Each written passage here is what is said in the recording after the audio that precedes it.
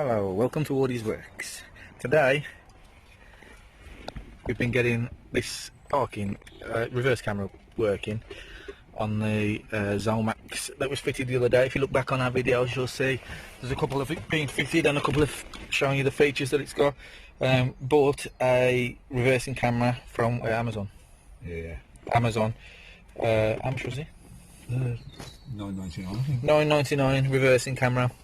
I just want to show you how to hook it up and how to get it working. On the back of this Xomax stereo, you've got a brown wire with back on it.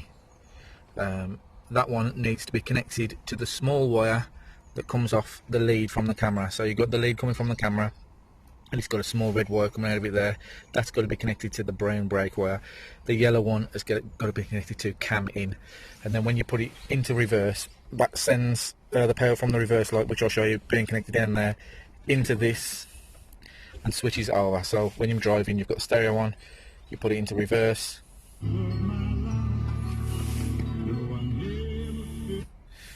Copyright there. You can put it into reverse and then it changes the camera over.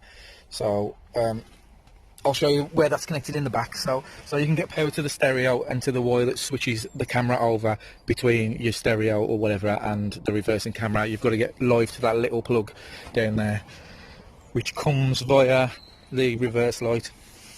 On the Discovery 2, you've got the reverse lights that are in there. The plug here, the one on the right hand side is the live. So as you can see, we've got power cable up to the camera, which is here. So you have to have a power cable coming from the light to the camera, and then we've got it earthed up there just temporary so we can get it working. And you've also got to have the live that comes out of this little yellow connector here into the light, and that's the one that you see at the other end of the car. So it goes into the yellow connector, it goes up the black wire which trails all the way up the car there. Obviously it's not been fitted at the moment, and that goes to the stereo. So little red wire to the brake light and then connected to the wire that says back in the back of the car. And you can see me upside down on the camera in there. And then what we're going to do is mount this. You say this is quite easy to fetch out. It's just got one clip. That's all it is. You just put your hand up over there. The back of the bumper. Yeah. Press the clip in, the light comes out. And then you can take the thing out the back of it. And all I'm going to do is mount this camera here. It's a nice small little round camera. It hasn't got any lights on it, but it's less noticeable. It's about the same size as the rear parking sensor. So about in the centre of the R there is about the centre of the car. And we've put it around that sort of place, and it gives you a good picture inside the car. Oh, it comes with a little hole cutter, the same size as the light, in a little orange box. There you go. So that's the perfect size to drill your hole and mount the camera, which is nice. You haven't got to go looking around or try and make an hole that's going to be all over the shop. So yeah, that's that camera. About 10 quid off Amazon. You can have a look for it. It did come with instructions which were tidied into a black hole, so we'll never see them again. But obviously you've got to tidy all your wiring up, solder it and tape it or whatever, and then run your wire. Where are you going to run this wire, Dad? I don't know at the moment. It's probably around the carpets and... Because you're going to have to come in. You're going to have to. The problem with this is you're going to have to come inside the car with it, are you?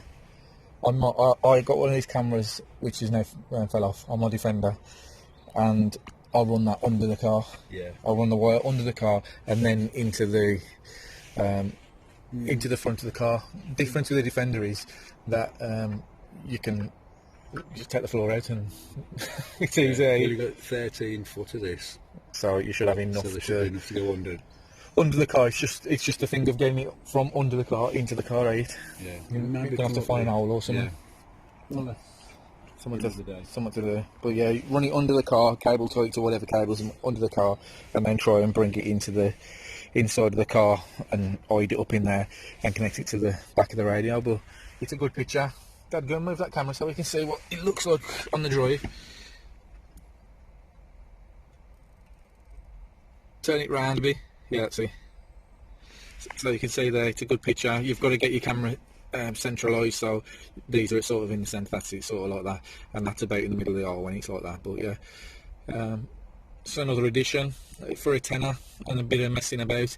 It did take us a while to get it working, because on this stereo, this plug on the back comes out quite easily, so when you're taking the stereo in and out, make sure that plug's plugged in, because for 20 minutes we've been trying to get this to work and that plug wore in, so make sure that stays in. But yeah, goodbye. If you want to do is it still on? It is still on. I'll turn it off though. Go on. No, I was going to say, I don't know whether you want to tell them about the connecting the handbrake. Oh yeah, there's another one.